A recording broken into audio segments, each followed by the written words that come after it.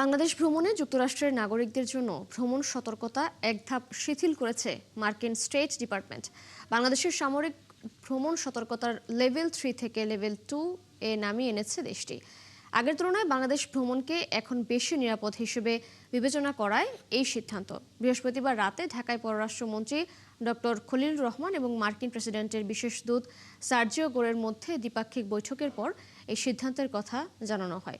বৈঠক শেষে এক টেক্সট বার্তায় বিষয়টি পররাষ্ট্রমন্ত্রীকে নিশ্চিত করেন সার্জিও গোর।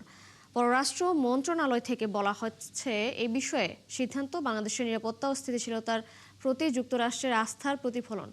একই সঙ্গে আন্তর্জাতিক ভ্রমণ, বাণিজ্য, বিনিয়োগ এবং দুই দেশের জনগণের মধ্যে যোগাযোগ আরও বাড়াতে এই পদক্ষেপ ইতিবাচক ভূমিকা রাখবে বলেও মনে করছে বাংলাদেশ।